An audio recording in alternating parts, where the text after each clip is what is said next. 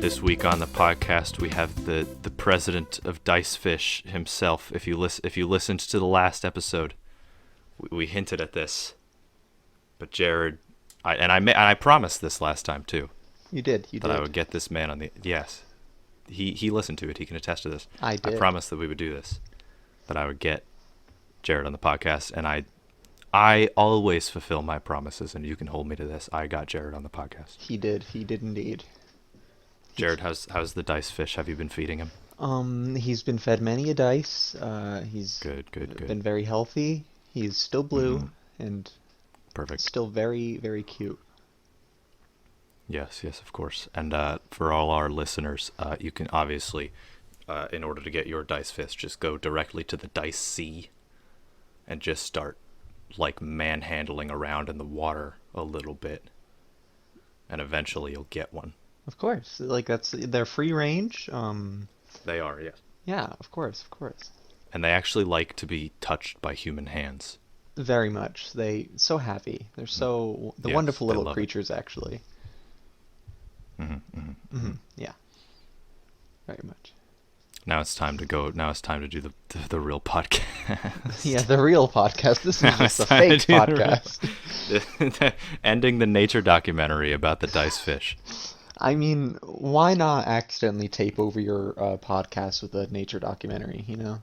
If listeners, if this podcast gets suddenly taped over by a nature documentary solely about dice fish, I apologize in advance. Me too. Me as well. But yes, we both apologize. But everybody, welcome to Session 0.5. Podcast serving as your one-stop shop for all things tabletop role-playing games. My name is Theo Basin, and this week, as I already said, we have my personal friend, a player in my games, a player in my friends' games. It's Jared. I'm a personal friend. Okay, moving on. Yeah. Moving on to our main advice segment for this week. This is something that I think a lot of people generally mull over in their minds when they think about D&D. I know I've seen a lot of different things about this on the Twitter.coms and the Reddit.coms. This week's main advice segment is about story versus fun. When is it more important to focus on the story of a maybe more narratively driven tabletop role-playing game versus the fun of your fellow players and your DM?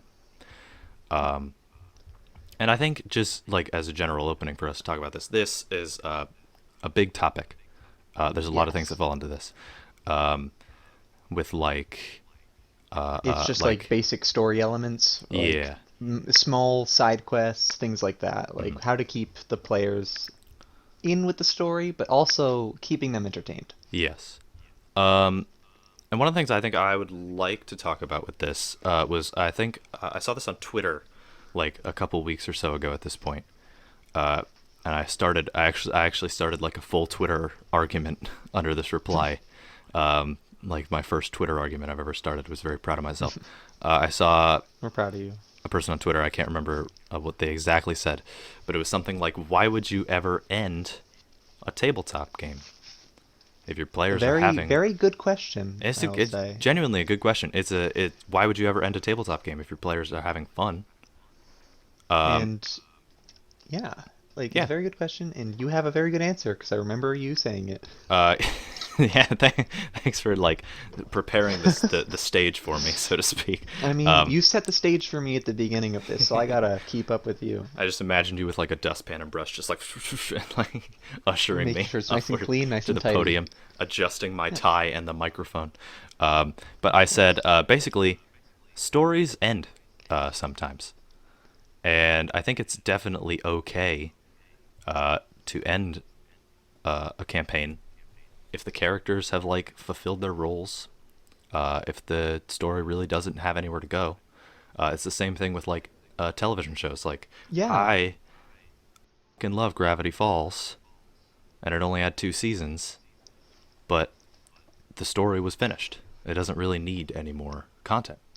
Yeah, like there are those shows that you think about how the producers just milked it, and then why would you want to do that for some sort of like small world you've created? Absolutely. Like they just keep milking it, keep doing it, and then it's like, oh, what's the new enemy? What's the new evil person? Like you need to work towards a final goal in order to feel more accomplished about what you've done previously. Yeah, Because and if it like just keeps going, it doesn't feel like it amounts to anything, what you've done.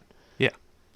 And it's like, it's I think in my opinion it's more fun to have a cohesive story in a tabletop campaign instead of just Yes. like, here I made a world, go nuts. That sounds Also, one. with this type of stuff, if you just make like a bunch of small little stories and stuff, eventually, if you really feel like it, you could have a multiverse of your own Oh like yeah. world creations. And you could For have tie-ins be like mention old names and stuff as like some sort of big plot progression, and it's like a very fulfilling thing to have. Absolutely. I have done this many times. Mm. I always tie in random other things. I had one of my big worlds. I had like a bunch of different other one shots that were also in the world that like ended up colliding with the main campaign, which is just super fun to do. Mm. And yeah, I was gonna say something. What was it? I don't know. Think. I'm gonna think about it. Hold on. Good job. I'm thinking. I'm making my brain go. And today's sponsor is I can't remember what I was gonna say. Let's move on. me Um, neither. Yeah, if I remember it later, I'll figure it out. we'll cut back. One of the other things that I think is important to talk about in this kind of vein of thinking is role playing. Mm-hmm. Role playing, Role very playing. much. Very important part of tabletop RPGs in general. I love role playing. What's the name of the game? It's super fun to do. I love to be another person for a little bit. I love the escapism.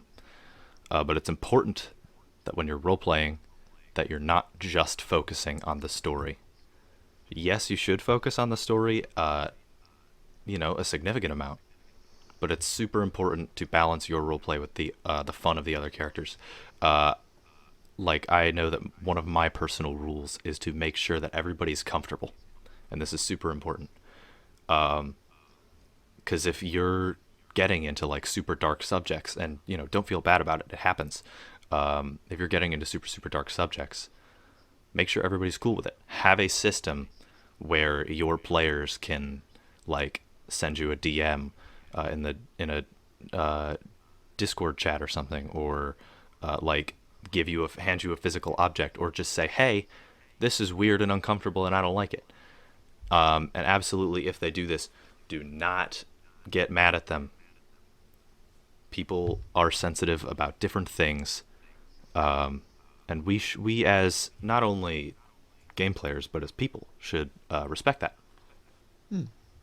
And I, as a person who's strictly played PCs, player characters in things like tabletop RPGs, I've never really been a DM. It is very nice to have a very receptive DM who is there listening and incorporates or listens to you actively Hmm. and takes whatever you said and made it happen. Like, oh, I don't really know if I'm going to be able to do this session because I'm not feeling it or something. They're like, okay, that's fine.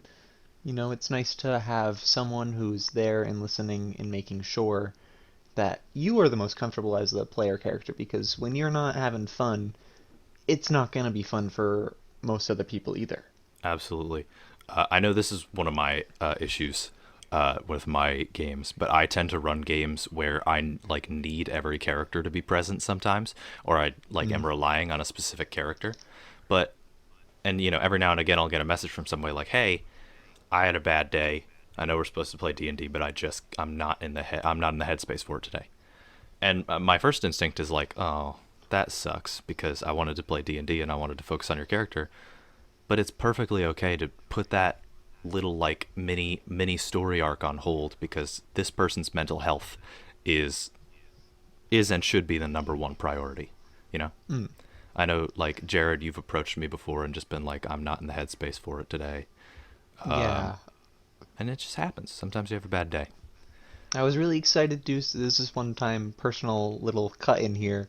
Like it was I think one of Theo's most recent sessions, and I had this like really cool thing that I was gonna roleplay for the beginning of like a combat session, And then I was just like, I didn't really have a good day, so I might not go all out with it like I was planning on doing before. And he's like, yeah, that's absolutely fine. And it was very, very a good feeling to feel for the DM to be like, yeah, that's fine. You don't need to feel pressured to do something like that because it's not necessary.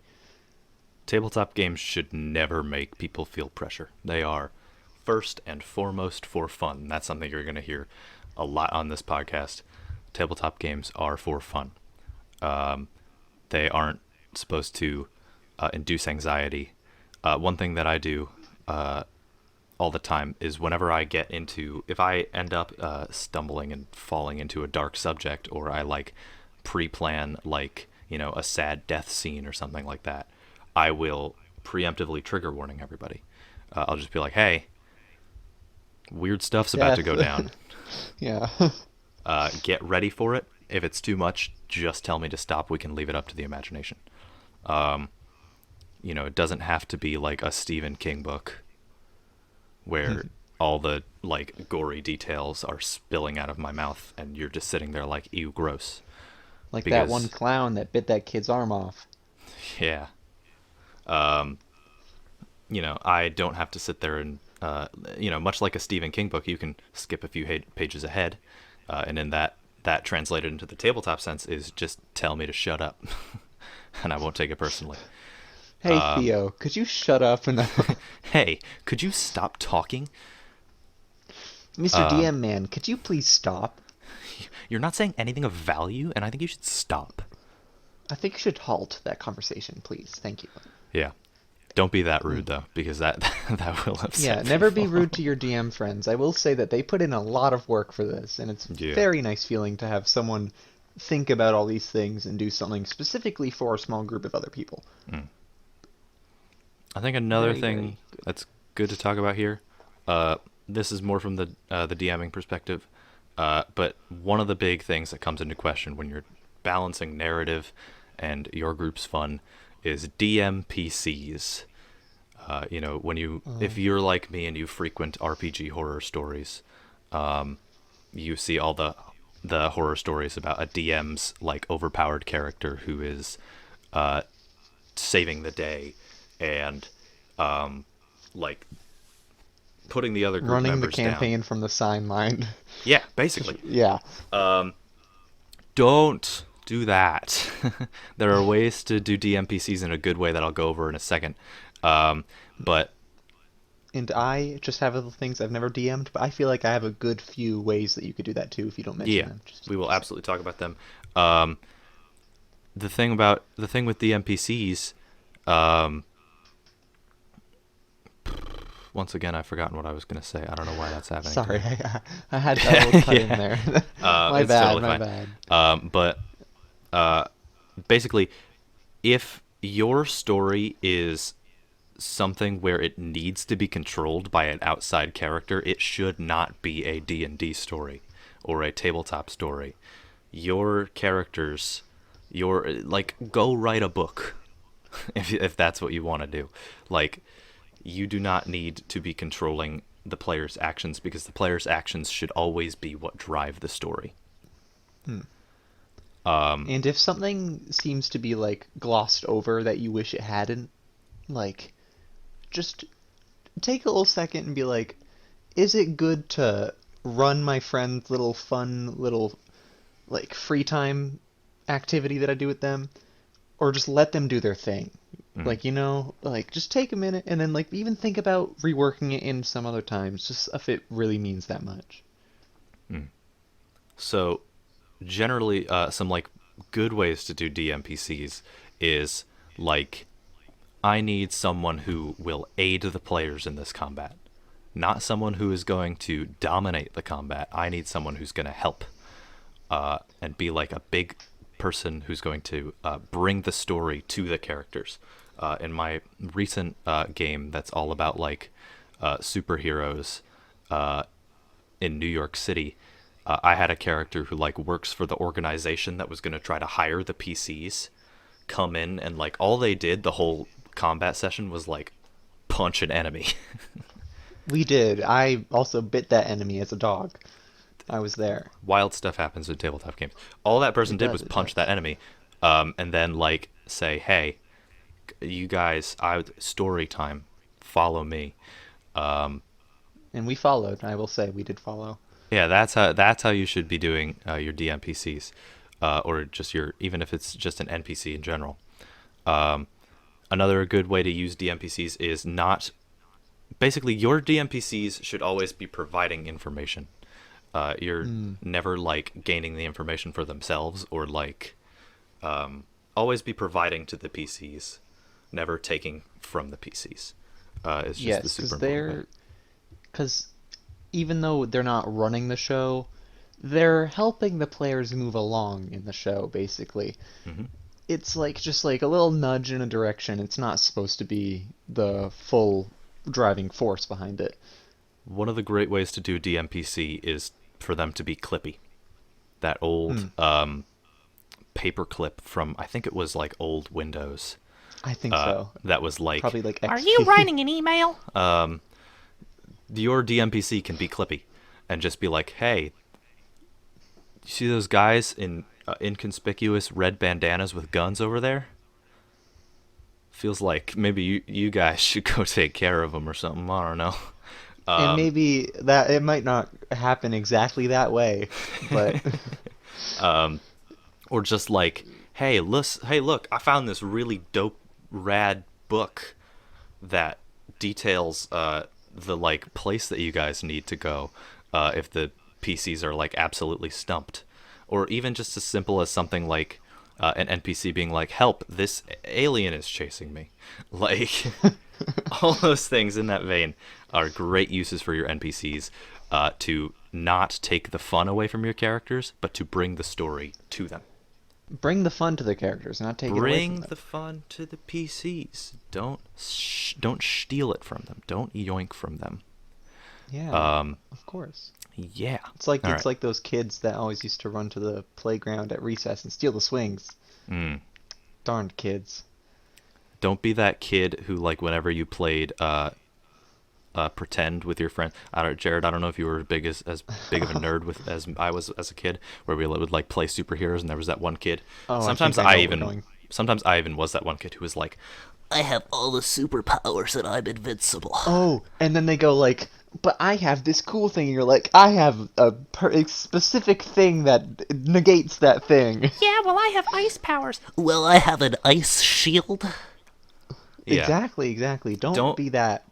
don't as a DM or as a player try to pull that Yeah. either. Don't try to, just cutting in right then, as a PC, try to be impactful, but don't try to take it away from the other players. You Absolutely. know, let everybody have their fun, especially if there's multiple of you as PCs. Totally, totally, totally. Okay, is there anything, Jared, that you would like to mention in the Um, vein of that topic before we move uh, on? I think we wrapped that one up pretty well. I think that we're good. Radical. Okay. Uh, for some random other advice that we're going to talk about today, Jared, when we were planning this episode a little while ago, approached me with this possible topic. We're going to talk about some tips for character creation today. Indeed. We're going to go. Both Jared and I have most of our experience in 5e, but we're going Hmm. to try to be general and maybe throw in some 5e tips as well. I will attempt. Attempt. Jared is going to do his best. I think the first thing that I want to talk about in this vein is Mhm. like uh, think of maybe think of a concept for a character Yeah, first. a very rough idea first. Yeah. Very rough. Try to Even get a general area. your concept can be anything from like I want to play a fighter. I've never played a fighter before. Hmm. To like I like this was an actual character concept that I came up with. I am a hexblade warlock who was given my power by a sentient sword with the soul of a demon trapped inside, and we have a symbiotic relationship where we Hmm. are trying to help. Where he is helping me use my powers to help people, and I am helping the demon sword try to get out of the sword. Like they can be Yeah. as crazy and complicated as that. And they can even be the other way, as in you're trying to think of a story related aspect and then you're trying to work in a class to that. Like me and Theo were talking about this, like how I want to play like a religious person, like a religious nut, basically. And like you can take that, think about it, and be like, oh, what classes would fit this well? Like, oh, what would be the god they worship or Yeah. something like that. One Like thing work backwards, work forwards, work wherever way. One thing that I think is important, and this could just be me as a game master coming out here, but Mhm. like, if a DM gives you a setting, don't ignore it. It very much. I almost did this one time, and then I realized, hey, that made that less fun. Instead of trying to hammer the triangle-shaped peg into the circle hole, just become the jigsaw piece that is going to finish the puzzle.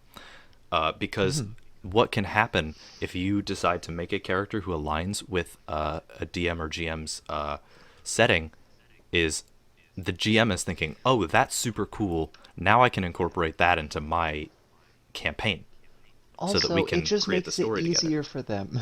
It It just makes it does so make much it a lot easier easier. and nicer for them. Because they're not like, Don't how do I fit this evil mercenary into my group of squishy little fun people? don't Like it's come really hard. don't come to My Little Ponies role play as as uh as Shadowblade the bounty hunter, okay? As Shadow the Hedgehog. We have the rest of the group has agreed that we are going to play My Little Pony, Shadowblade the bounty hunter, who's brooding in the corner, smoking a cigarette and drinking beer at the same time. It's just not Or gonna fit with Rainbow Dash. I'm sorry. especially when they're a evil mercenary who's immortal somehow. Yeah, We almost had that happen, but I don't yeah. think we're My gonna get brother, into it. my brother. I'm sorry to out my brother here.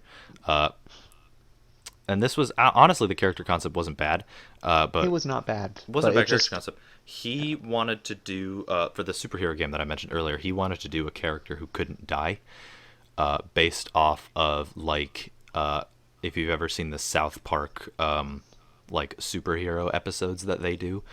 Kenny's character, who like every time he dies, just wakes back up in his bed in his clothes, which is like even just lore for like regular South Park. He wanted to do that, and I was like, that's not going to work because I think and that yeah. death is important for D&D games for there to be stakes, and And we it's not to say it's not cool when that happens. It's just Mhm. like that's just doesn't make it as fun yeah. for everyone. Don't make a character that is going to ruin everybody's day, or even Hmm. just don't make a character that's gonna just make it a little less fun. If everybody just knows, oh, he can't die, just run in and with all you have because Hmm. there's like no failures that could come because you can't die. Like, Also, a yeah, segue into a little bit of the little bit of this part of this topic. mhm. When making a character too, don't build the character for combat. Don't build it to be like, oh, this character's gonna like do this, and oh, I have cool special abilities gonna help me do this and like combat and stuff like that. Because what you're doing is you're just building someone that doesn't necessarily fit the story as well Mhm. as it's going to fit beating things up and doing damage, I think that's which is not fun. I agree with that generally, but there are points where that works because here's the thing: Oh yeah. talk to your DM about it. If you're like, I want to be a powerhouse, cool. Sometimes that works really well. If your DM is like, we're gonna play a super hardcore story game, and you're like, I Mm-hmm. want to be a big, beefy battle man, the DM says, well, does he have a personality? You're not gonna Oh have much to yeah. say to that. But I if meant you're, like don't ignore like the character yeah, aspects like of personality just to make it so like oh well I'm gonna be a tiefling that's also this just because I want to have that like this cool stuff that the tiefling can do in combat. You know what I if mean? that is how your group has chosen to have fun, that is perfectly okay. Mm-hmm. Don't do that if you're the only one doing it and then insist Yeah. upon doing that because I character should have creation, specified that. yeah, character creation is aligning with the rest of the party just as much as it is creating a cool badass. Mm-hmm. And then one thing I think I can talk about here, um, Oh, very much. reskinning. Reskinning is one of my favorite things to do in tabletop games, especially like in 5e where the rules are very like on a base level where you could like flavor them in a certain way. And what I mean by that is like you like I'll use an example. I mentioned my character in Ethan's game. Ethan was on the episode last time, where he an important aspect of that character is that he's a ranger, but he like quote unquote can't cast magic. His spells are all like gadgets, and this is a flavor that like a lot of artificer players use. So like instead of casting like Hunter's Mark, he has like a little laser sight on his goggles that he like taps twice, and he can like target another like an enemy and Hunter's Mark them. And I can say, as someone who's not playing that character, it is really cool to see someone be like, "Oh yeah, I'm a ranger and stuff," and then when they role play that like combat aspect or all that other stuff is really cool. Like I remember Theo had this one time where I don't remember what specific spell it was, but like he threw a knife at someone and it had these weird like jabby stabby parts that came out of Yeah. it once it hit them, and then like jabbed them and did extra stuff, and it was a Yeah, it very was cool type of thing to hear someone role play. yeah, it was Hail of Thorns. That one. Yeah, I added it as like a bunch of little spider legs came out of the base of the knife and had tinier knives on them and was stabbing into this one guy. Uh, but yeah, you can do cool stuff like that. One of the things I'll say with reskinning is, I think maybe one of the biggest arguments that 5e is subject to, which is like, should I reskin this one system like so hard where I can do whatever I want with it, or should I just find a system that's going to do what I want to do?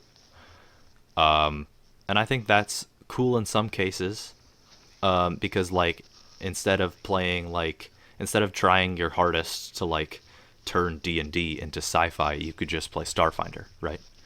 But sometimes, like, I know I have a lot of fun like adapting the rules of 5e, or just even like putting another coat of paint on them to turn them into looking like something else. And I think that at the end of the day, it's up to you and your group and your DM as to whether or not you're gonna like turn your 5e game into MLP roleplay, or you're gonna find a system that allows you to play as ponies.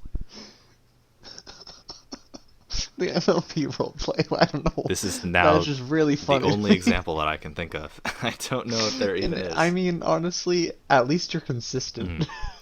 I'm gonna start using this, and I'm gonna start using the same example in every episode. We should make it consistent. Make it consistent. Get ready. What A running avid theme. listeners count how many MLP times roleplay. I mention MLP roleplay throughout every episode, and you'll win a special prize in the form of me giving you a hug. We'll give you serotonin. Serotonin. Yeah. Serotonin. A virtual hug with my vocal cords through your ears, and you'll be like, "Oh yeah, that was worth it." That's what you'll Very say. much, very much. I mean, I would love to be given a virtual hug through the ears by Theodore over here. I'll do like I don't know if you've ever listened to Wait Wait Don't Tell Me, but the prize for all of their like listener contestants is the voice of someone like on the cast of the show as their voicemail. So like you could get That is actually very it's a cool. super cool prize. If I could figure out how to do that, you could totally have me as your voicemail. But we're going off on a large tangent here. I mean, yeah. I mean, not to continue this, but just one last thing is just, I mean, I would love to have Theo's voice as my voicemail. Yeah, you can. I could be your voicemail. Okay. Anyways, Uh, back on track. I think it's probably time to maybe go on to news. D&D It's news. time for news. News this We week. should have one of those like Do- news do- intros do- things do- where it says do- like the do- beep Do- beep, do- and then it like has a bunch of cool Yeah. clip shots of like like news. yeah, just like justice, journalism, truth. And then like a ticking clock Yeah, because they always have those That's like for some 60 reason. minutes. It was just like create an amalgamation of all Yeah. news intros to our podcast. Yeah, Anyway. of course. It's time for news.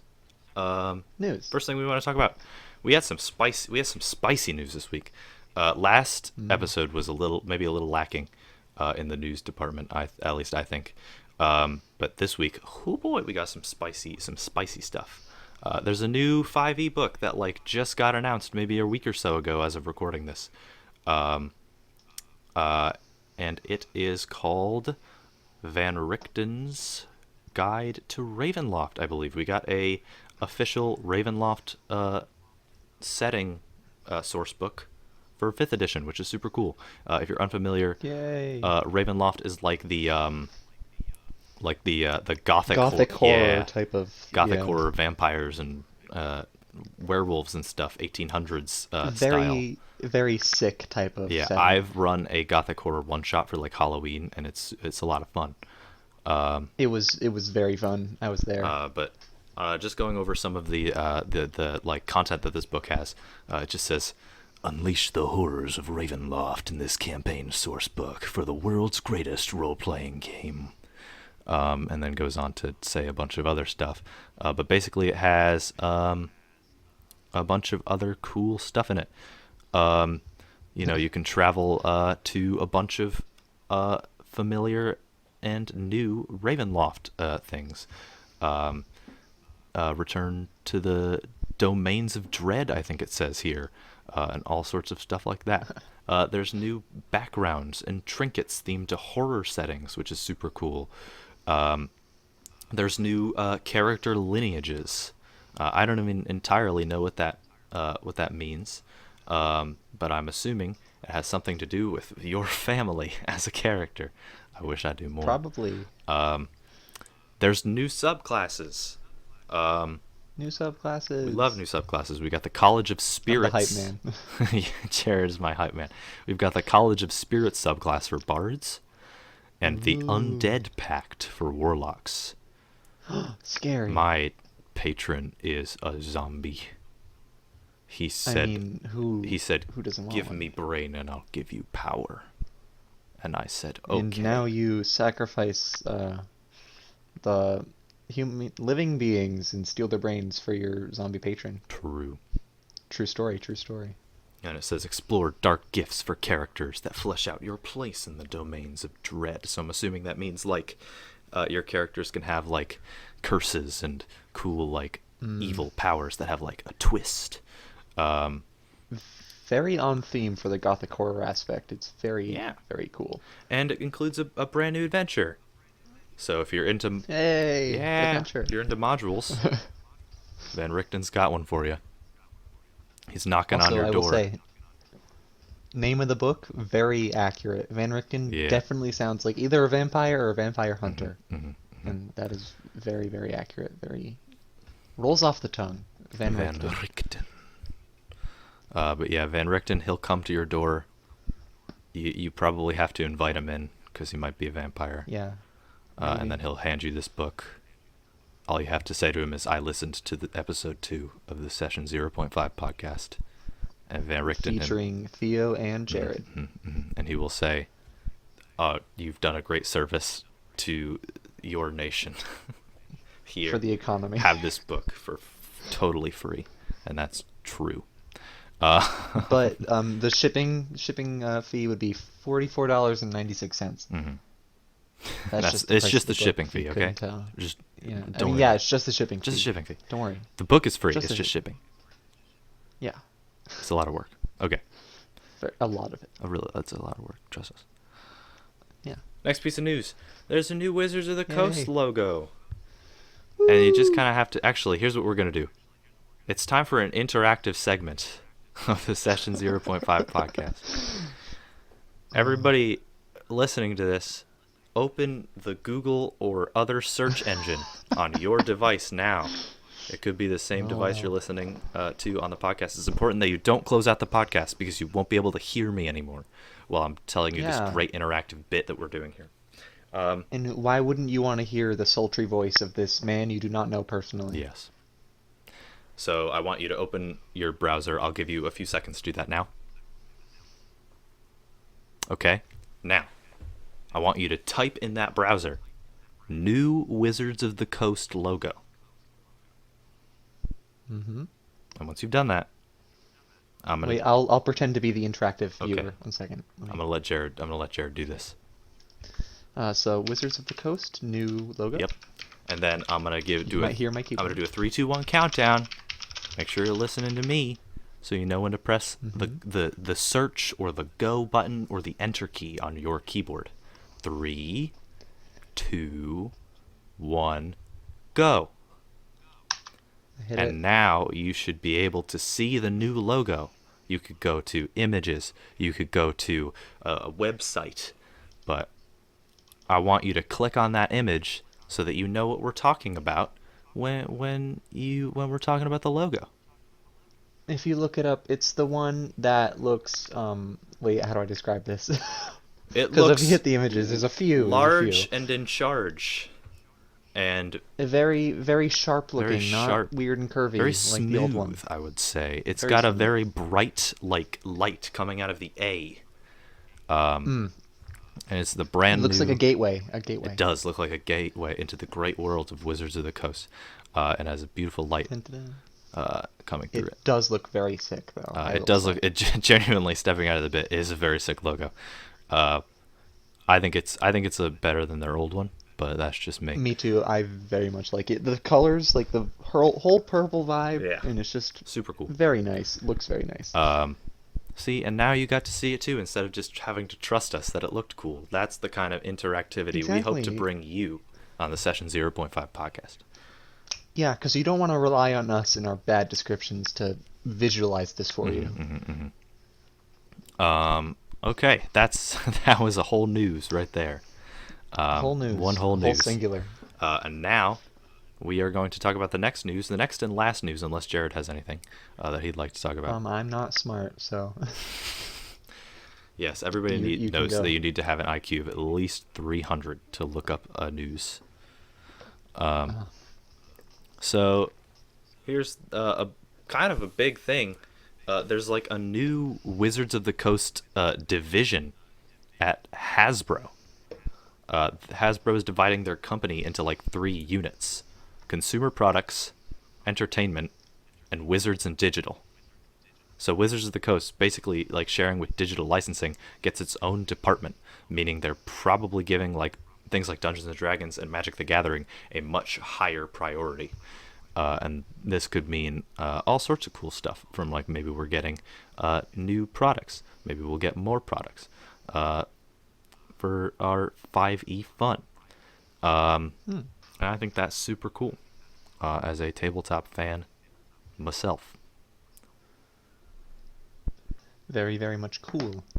And I think that's all the news that we have for Yeah, today. That's news. I'm not good at news. Jared's not good at news, guys. My IQ is under 300. It's under the Type the number 0005 on your devices now to help Jared get better at news instantly while we take a break.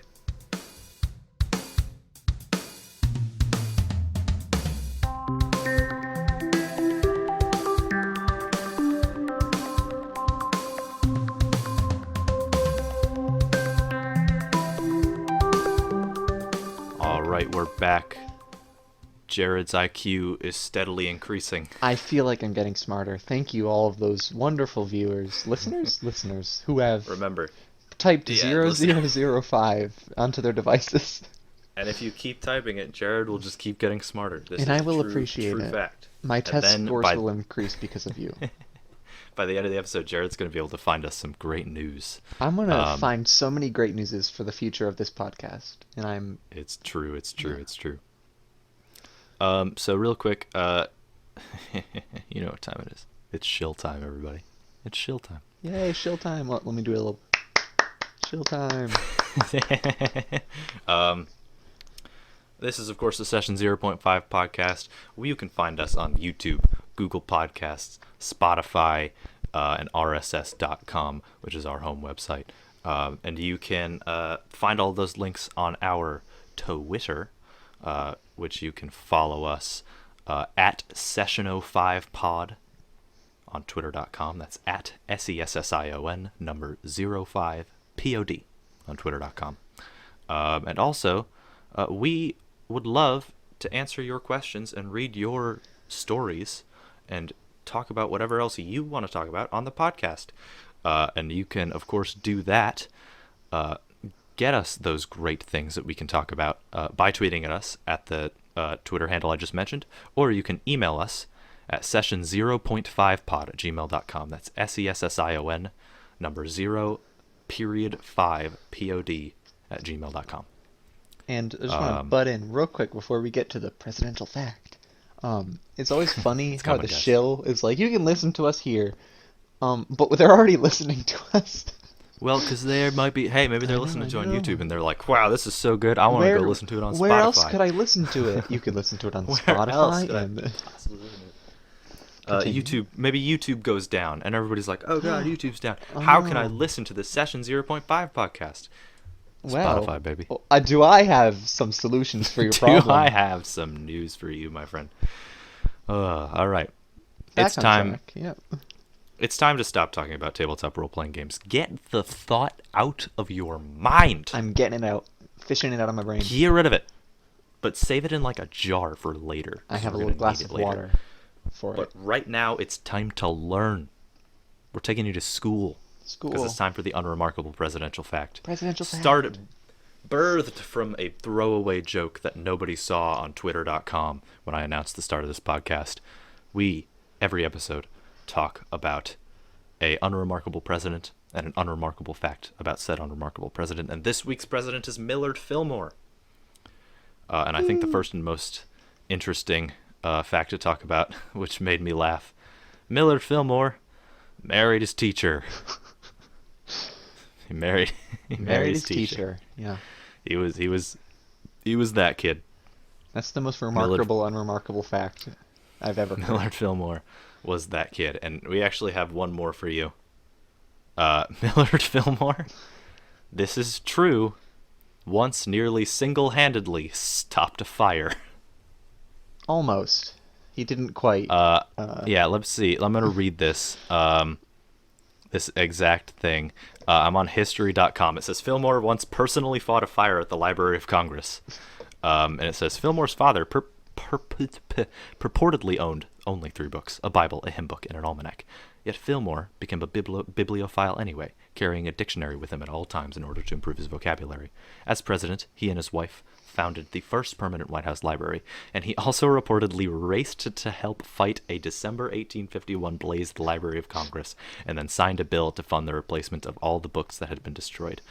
So Millard Fillmore, goddamn hero. Obviously. Somebody was like, the Library of Congress is on fire, and Millard Fillmore was like, I, Millard Fillmore, will stop this, and sprinted over to the Library of Congress. It was like, I will solve your problem.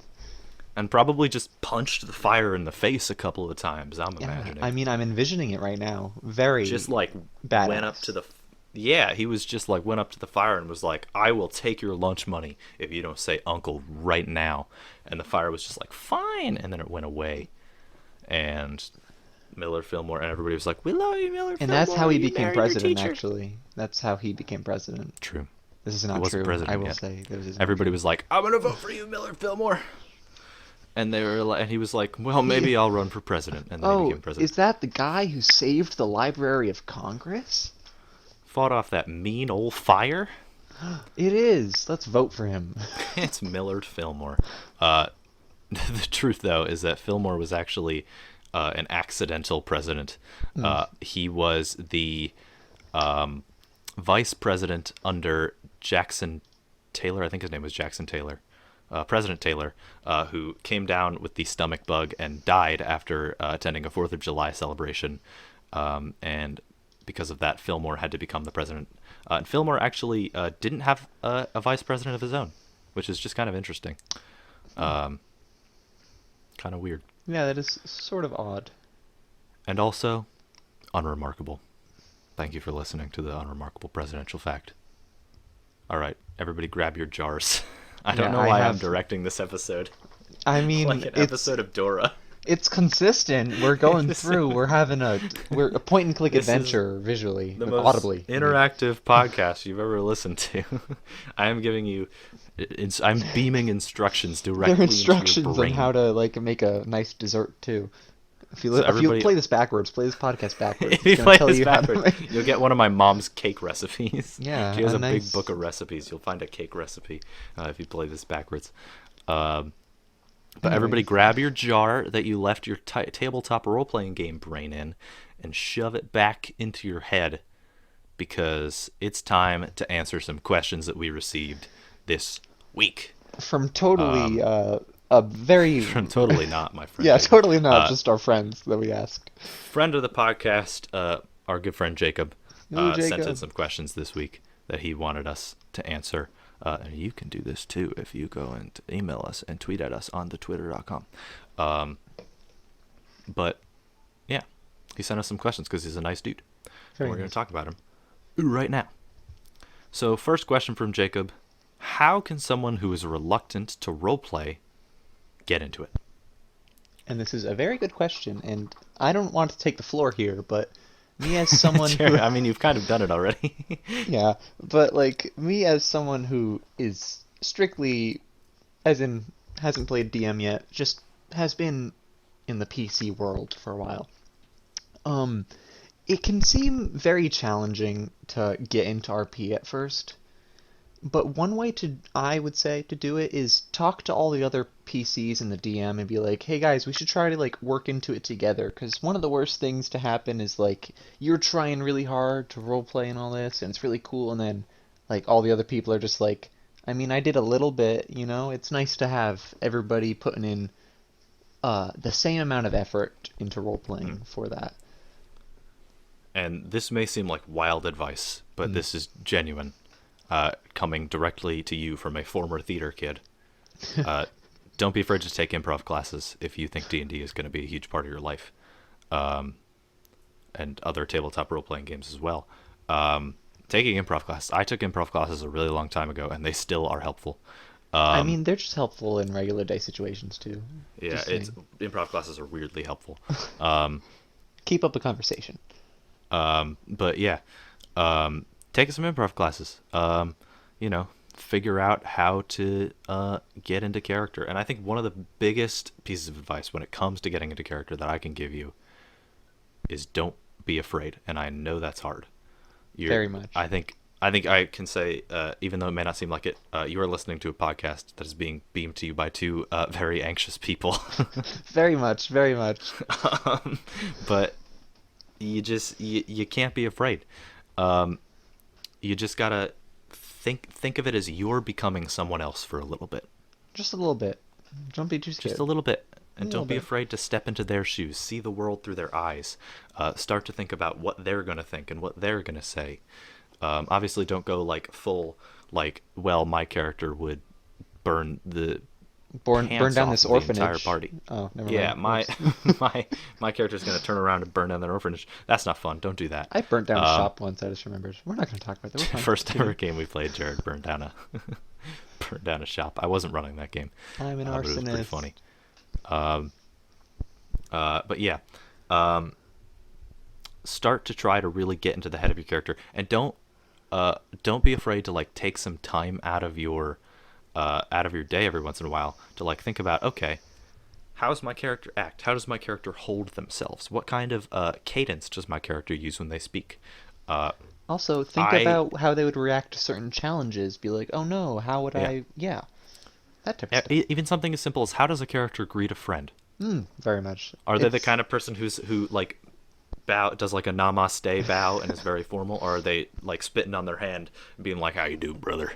Or do they get very disgusted when you try to shake their hand? Like ew, don't touch me. Yeah, everything like that. Yeah, and just Think once you personalized information like that. absolutely, and once you start doing it, I promise you it will become easier. And getting into characters not for everybody, but once you do it a lot, and once you do it around, like, generally when you're playing D&D, unless you are in like an online game or something with people you don't know, you're with your friends, and you presenting yourself in a more comfortable way is going to make them more comfortable, and then you're going to have a lot of fun. Yeah, it is always very fun, I will Yeah. say, playing as someone with this wonderful human who started this podcast. He makes it very easy for everyone else to sort of get Aw, into thank you. the role play because he's very good at it and it's very entertaining. Thank you. I appreciate it. No problem. And I think we can put a cap on that. Yeah. No Get cap. into our next question. Cap, here. but no No cap. Put a cap. No cap. Do you think DMs should attempt to make PCs roleplay more? And the wording of this question leads me to actually say no. Not I don't think a forcibly, DM. I would assume. I don't. Yeah, that's basically what I'm getting at. I don't think a DM should at all be forcing a character to roleplay. Definitely encouraging it. Encourage That's a little bit of roleplay. That's the word I want to use. As a DM, you should always be encouraging. Start to get into your own NPCs more. Like make And funny that will voices. cause- Make funny voices. Trust me, it Make funny works voices. out. Me, I am literally a voice actor, so this might seem dumb coming from me as someone who does funny voices, hopes to do funny voices as their job one day.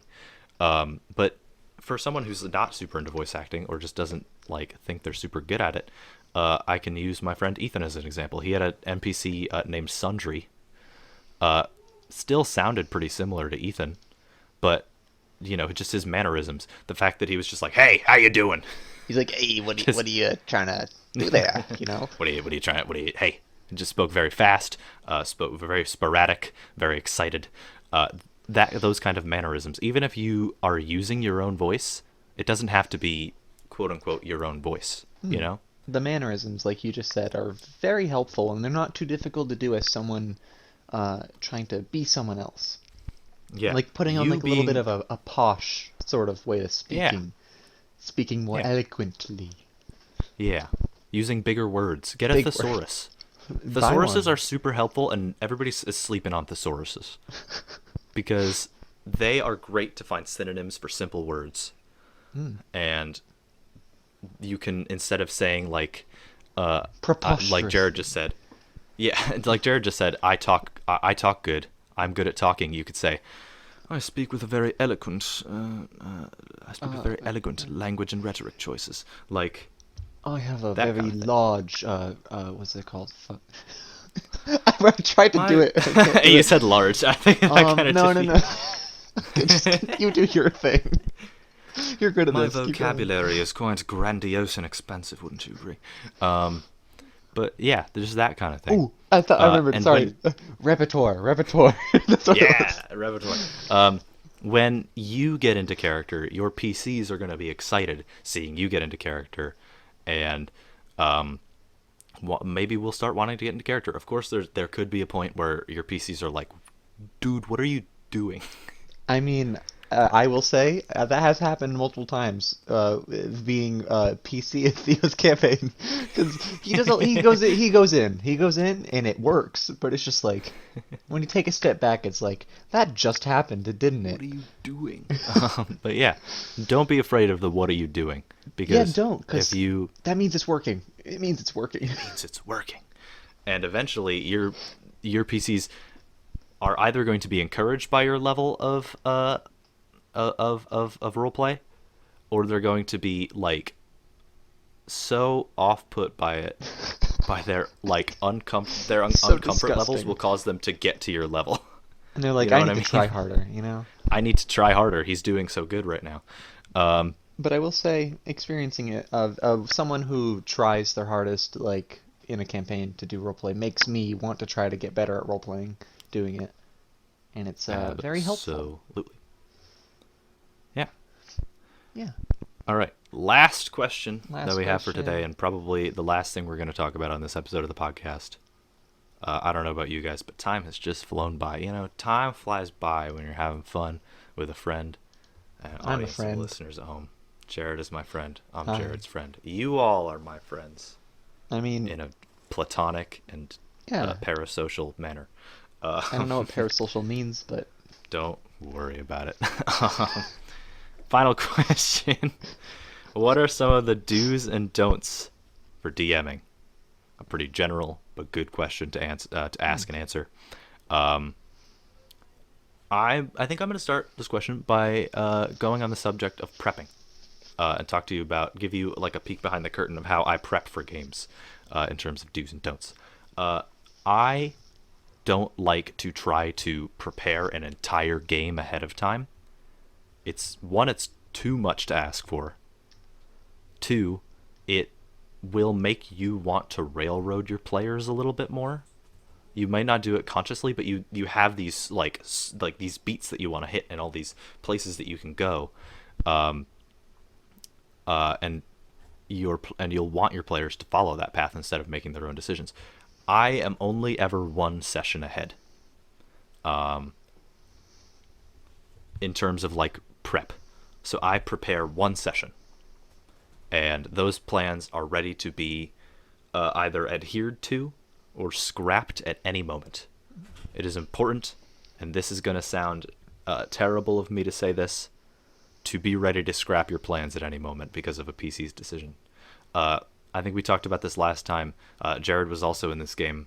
The decision of my players to create giant armies of friends to fight against like the final enemies of my campaign. It did happen. I didn't plan for that to happen, but like the entire last half of the session was going around revisiting friends and like getting them to rise to the challenge and to aid our cause. The way he did it made me surely think he expected it to happen. Like, it worked out exceptionally well. Exceptionally? That's another... Especially. Exceptionally is it. Both of those words work. Yeah, okay. Just making sure. Grammar time, ladies and gentlemen. Like said, I'm trying to work on my repertoire. Keep typing 0000, however many zeros, 5. See, you're helping me. Jared will be able to use better and bigger words too, as well as find news. I'm almost at extraordinary. Wow, another level, and we'll get to extraordinary. But yeah, you don't need to expect everything your players are going to do, and you don't need to feel like you need to expect everything your players are going to do. Don't be afraid to let your PCs control the session. And generally, from my perspective, sometimes when you improv well enough, your players won't notice that it's unplanned. Exactly. Yeah. So that's kind of the do's and don'ts for prep. Let's see, what other kinds of do's and don'ts can we talk about here? Jared, do you have any suggestions? PC do's and don'ts. Sorry, what was that? PC do and don'ts, like as in being a player character. We can't talk about that. So, one thing that I have noticed is a good thing to not do is don't try to be the center of whatever's going on, even if it's like something that relates to your character more than it does to others. Because what you don't want to do is you don't want to take away from the other's experience. You want to sort of let other people have a chance to do what they might want to say. Like, don't be like, oh, I need to do this, let's do this. Be like, what do you guys think we should do? And like, just absolutely make sure it's open to everyone. Yeah, it is super important, even if, like Jared said, it's an arc focused on your character, to make sure everybody else is having just as much fun as you are. Yeah. And I think that's not only a goal of the DM, one of the DM do's addressing this question actually, is like, make sure everybody's having fun. That's just as important on the PC side. Because it's all about what the PC's decisions are, and when you're actively trying to make it better for the other PCs as a PC, it just exponentially gets more fun. It's just better all around. I will say, yeah. One of the things that, another do and don't, another basic DM tip, it should be about the PC's decisions. It is not your story that is the driving force of the campaign. It is what the PCs are, how the PCs are molding your story, and how they're interacting with your story, and how they're traveling your world, the footprints that they leave on their everyday situations. And also, and that's super, super important. Giving them an avenue to fully grow those decisions. I don't know the right word, but live out those things that they've decided to do. Yeah.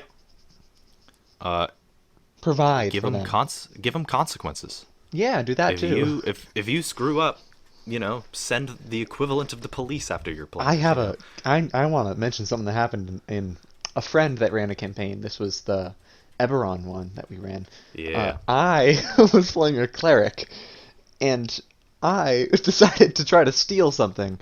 So the DM took away my any of the powers I had been given as a cleric briefly, because I had like little sort of mental fight between the good and bad side of my decision making.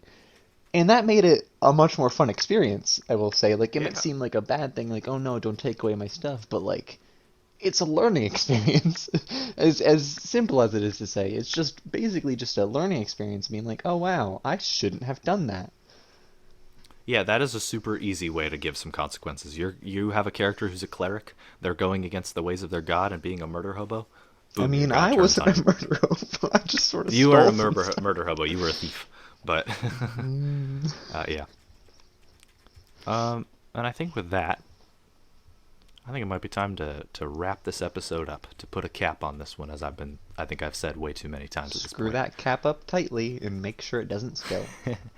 All right, everybody, put the episode, extract it from your brain, put it in your jar that you put the thought in earlier, and screw it up tight, because this one's over. And make sure to put it in a cabinet with in a dimly lit place, or dim to dark at best, with temperatures below 70 preferably, and let it sit there for the next 5 to 6 months. Then eventually, Indiana Jones will discover it. Well, And I guess was what? going down You'll more of be in like the next movie. I was going down more of like the homemade pickle avenue, like I wanted to do Indiana Jones. okay, fine, we can do Indiana Jones. And Indiana Jones will discover your jar, and he'll be like, "This belongs in a museum," and then he'll put it in a museum, and you'll be in the Indiana Jones movie. We've gone too far. We have. Thanks We've everybody for overstressed. listening. Thanks everybody so much for Thank listening. you. Thanks everybody. Get ready for the next episode. Should be coming Yeah. soon. Follow us on Twitter. Email us your questions. Do it. Have a great rest of your night/day. Bye, everybody. Goodbye.